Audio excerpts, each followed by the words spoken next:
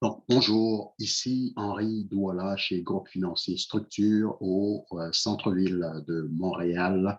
Donc, en valorisation de patrimoine et gestion de risque, je présente ici une petite capsule qui a pour objectif de décrire un peu à nos potentiels clients, partenaires d'affaires, comment est-ce que nous travaillons, parce que la question nous a souvent été posée. Donc, nous consacrons essentiellement à accompagner ou aider les entrepreneurs, travailleurs autonomes, investisseurs et leurs familles, n'est-ce pas, à se procurer de la tranquillité d'esprit.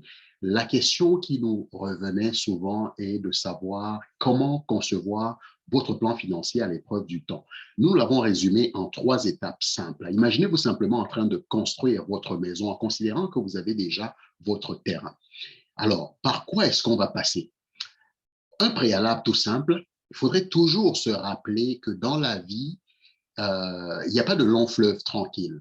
Personne d'ailleurs à ce titre n'aurait pu prévoir la pandémie à travers laquelle nous sommes en train de passer à l'échelle mondiale en ce moment. Donc rappelez-vous cela, la vie n'est pas un long fleuve tranquille, pardon, et il faut préparer un plan pour pouvoir s'en sortir, quel que soit le moment qu'on va traverser. Donc sans plus tarder, allons-y. Les 3 piliers indispensables lorsqu'on est en train de concevoir un plan financier vont être le pilier de la sécurité en priorité, le numéro 1, le pilier de la valorisation en numéro 2 et le pilier de l'optimisation en numéro 3. En d'autres termes, on est en train de bâtir une maison, sa maison financière, on va établir donc une fondation ou la gestion de risque, on va élever des murs ou de l'accumulation d'actifs et enfin, on va étaler, on va implémenter une toiture ou tenir compte de la fiscalité pour que tout ce qu'on a passé sa vie à accumuler ne s'envole pas en fumée au bénéfice du premier partenaire d'affaires qui est l'Agence du Revenu Canada. Donc, en quoi consiste, n'est-ce pas,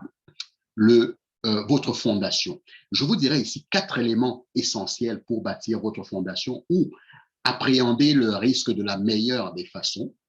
Donc, la première des choses, j'espère que vous n'avez pas acheté le plus gros mensonge de la planification financière qui demande que vous trouviez un travail et ensuite que vous commenciez par épargner. La première chose à faire lorsqu'on a trouvé un travail, c'est de sécuriser ou du moins de garantir la continuité du revenu grâce à l'assurance salaire. Sans le salaire, rien de tout ce qu'on peut désirer dans la vie au quotidien n'est possible. Donc, commençons par garantir la continuité du salaire. Une fois que le salaire est garanti, nous pouvons maintenir notre style de vie et aspirer à tout ce, ou du moins régler tous les besoins auxquels nous aspirons ou même des désirs. Autre chose, c'est comment dire, c'est les maladies graves. C'est une assurance particulière qui va permettre de protéger l'épargne qu'on a mise de côté, qu'on s'est constituée, qu'on a durement gagnée à travers des années. Rappelez-vous que décaisser un REER ou simplement une épargne, mettons de 50 000 $, pour le REER en particulier, ça prend environ 50 000 $, 100 000 $ dans le REER pour sortir 50 000 $. Donc, ces 2 éléments-là, en prestation du vivant, assurance salaire pour maintenir le style de vie, assurance maladie grave sont indispensables. J'insiste beaucoup sur l'assurance salaire parce que je vois beaucoup de travailleurs autonomes, entrepreneurs qui n'ont pas de couverture en s'appuyant. Ils disent qu'ils vont s'appuyer sur l'assurance de leur conjoint qui est salarié ou conjointe qui est salarié. À noter que l'employeur de votre conjoint, conjointe ne protège aucunement votre salaire. Puis, une chose très importante, on ne meurt qu'une fois, alors qu'on peut être blessé et malade plusieurs fois dans sa vie. Donc, prestation du vivant, très importante dans un processus de planification financière. Ensuite viendront les documents légaux. Les documents légaux, c'est quoi? C'est le testament, le mandat d'inaptitude. Je ne vais pas m'attarder dessus, c'est très important. Sachez-le, ce n'est pas réservé juste qu'aux riches. Donc, en l'occurrence, tout le monde, même celui qui ne possède que les bijoux de grand-mère, de grand-père, une vieille auto, des vieux meubles, tout le monde aurait besoin d'un testament en bonne et due forme. Le mandat d'inaptitude également est un document légal très important parce que si on se retrouve mal pris dans un accident ou une maladie qui nous empêche de pouvoir jouir de toutes nos capacités pour signer et profiter de nos affaires, ben, qui c'est qui prendra les décisions? Est-ce que c'est un juge, c'est un tribunal, ou on veut confier ce mandat à quelqu'un pendant que désigner quelqu'un que nous choisissons nous-mêmes pendant que nous avons encore toutes nos facultés? Le mandat d'inaptitude est un élément très important dans votre fondation pour le plan financier que vous êtes en train de structurer.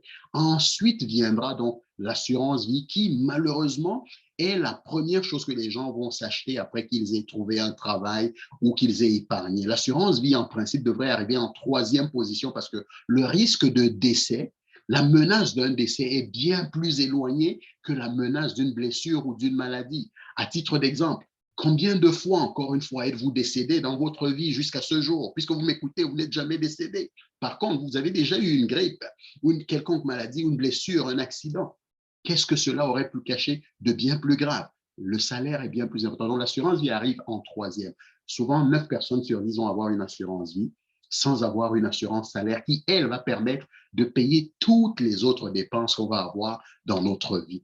Enfin viendra dans cette phase de fondation, donc de la gestion de risque pour la solidifier, cette fondation, mais l'élément de fonds d'urgence ou de gestion de liquidité. Avoir accès à des liquidités à tout moment en cas d'urgence, c'est très important. Et on recommande, à travers l'Institut de la planification financière québécoise, d'avoir un minimum de 3 mois de vos dépenses mensuelles en épargne systématique. Plus vous en avez, mais mieux ça va être pour vous. Petit rappel, la statistique que vous voyez en sous-titre, c'est simplement une statistique qui a été révélée par l'Association canadienne de la conformité de la paye en 2018, où 44% des Canadiens reconnaissaient qu'ils seraient en de graves difficultés et auraient de la misère à honorer leurs engagements financiers si jamais leur paye, leur rémunération était retardée de juste une semaine.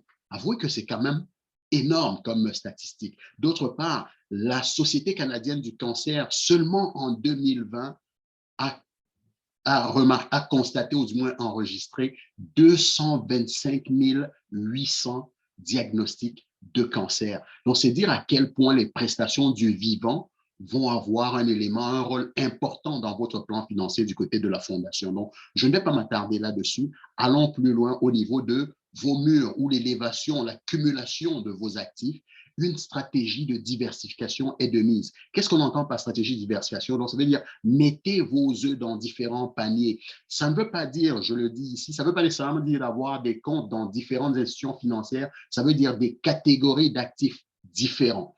En d'autres termes, j'ai des valeurs mobilières, c'est mon premier mur. On a besoin de 4 murs minimalement pour pouvoir parler d'un plan financier, n'est-ce pas, à l'épreuve du temps. Donc, les valeurs mobilières avec des comptes non enregistrés et des comptes enregistrés en termes desquels CELI, REER, REE, régime non enregistré.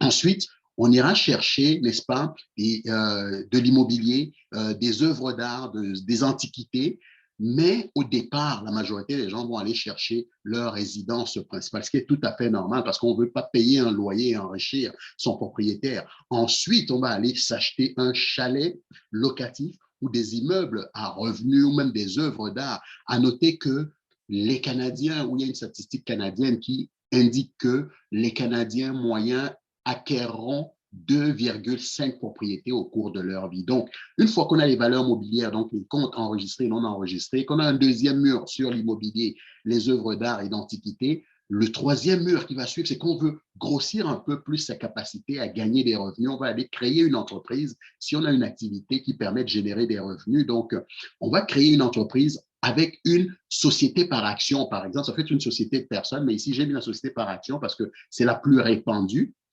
qui va permettre donc d'avoir une opérante, puis une structure au-dessus. Lorsqu'on a des surplus pour mettre en sécurité ces surplus, on aura une holding ou simplement ce qu'on va appeler une compagnie de gestion, puis éventuellement une fiducie. Tout cela va être, n'est-ce pas, un ensemble d'éléments ou, n'est-ce pas, d'entités qui vont préparer, n'est-ce pas, l'individu, l'entrepreneur, le propriétaire d'entreprise à la planification fiscale et successorale pour transmettre, n'est-ce pas, ses actifs et ses biens de manière fiscalement avantageuse. Lorsqu'on va combiner, n'est-ce pas, ce troisième mur de l'entreprise ou de l'entrepreneuriat avec le quatrième mur de l'assurance, oui, vous m'avez entendu, les assurances, ça peut représenter des actifs accumulés parce que les assurances vie permanentes avec des valeurs de rachat représentent, n'est-ce pas, des actifs qui sont bien entendu qui peuvent être donnés en garantie auprès d'une banque pour obtenir, un peu comme une maison qui peut être donnée en garantie pour obtenir un prêt, des marges de crédit notamment. Donc, des assurances vie permanentes vont représenter le quatrième mur, des assurances maladie grave avec remboursement de primes au niveau corporatif qui vont représenter un levier extraordinaire pour, n'est-ce pas, sortir de l'argent de la compagnie à l'abri de l'impôt au bout d'un certain nombre d'années. Donc, ces 4 murs-là vont être un minimum indispensable pour tout entrepreneur, propriétaire d'entreprise, éventuellement un travailleur autonome en transition pour aller, n'est-ce pas, diversifier sa stratégie d'accumulation d'actifs de manière à rendre sa structure financière pérenne à travers le temps. Le troisième pilier, et non le moindre, est celui de la fiscalité. Est-ce que vous construiriez une maison avec une fondation solide, des murs bien élevés et pas de toiture du tout?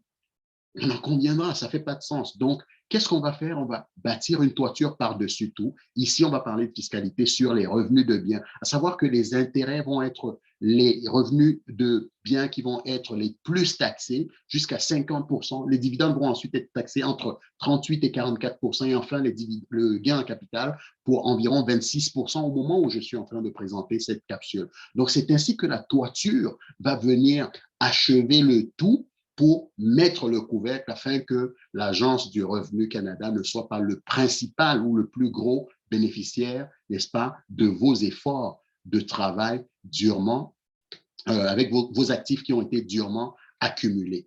Comment est-ce que la fiscalité intervient? Bien, elle intervient dans le sens que, au titre de la loi de l'impôt sur le revenu, les contribuables que nous sommes, peu importe l'âge, ce sont des véhicules qu'on va utiliser, des instruments financiers qu'on va utiliser qui vont déterminer, n'est-ce pas, le montant d'impôt que nous allons devoir payer. Donc, il reste quand même 3 abris fiscaux au Canada qu'on peut utiliser. Au jour d'aujourd'hui, toutes les autres solutions sont plus des complexités ou des montages qui vont être difficiles. Mais si vous vous concentrez sur ces 3 véhicules ou 3 abris fiscaux selon la loi de l'impôt sur le revenu, vous pourrez tirer votre épingle du jeu simplement en revendant une résidence principale.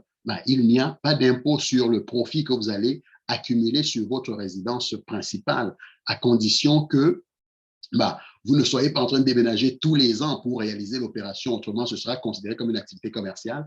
Le CELI à titre personnel, mais quand on parle au niveau d'une entreprise, une entreprise ne peut pas détenir de CELI. Donc, les limites de montant vont être petites, ce qui fait qu'on va parler en troisième lieu des assurances vie, encore une fois, d'un type particulier avec des valeurs de rachat qui vont permettre à l'entrepreneur, à un propriétaire d'entreprise, mais d'accumuler beaucoup de capitaux, économiser des dizaines de milliers de dollars en impôts pour créer des revenus de son vivant, soit pour la retraite, soit pour emprunter et qu'on pourrait donner en garantie. Donc, c'est ainsi un peu que se résume, n'est-ce pas, cette structure du plan financier à l'épreuve du temps. Donc, à présent, voici ma question à votre attention. Regardez un peu votre situation et posez-vous la question suivante. Est-ce que votre plan financier est à l'épreuve du temps? Est-ce qu'il pourrait vous permettre de traverser les 4 saisons dans la vie? Donc, les saisons d'hiver, saison d'automne, saison de printemps ou saison, n'est-ce pas, d'été. Si on a du bon temps, tant mieux. Mais si on a du mauvais temps, que se passerait-il? Est-ce que notre structure financière, notre équilibre financier tiendrait le coup? Pour plus de renseignements, vous pouvez me contacter ou nous contacter au 514-378-8150 ou simplement par courriel à info@groupefinancierstructure.com, tout au singulier, groupe financier structure. C'était Henri Touala sur cette capsule, n'est-ce pas, sur le thème comment, n'est-ce pas, concevoir un plan financier à l'épreuve du temps, particulièrement pour l'entrepreneur, le propriétaire d'entreprise ou le travailleur autonome. Au plaisir de vous rencontrer bientôt.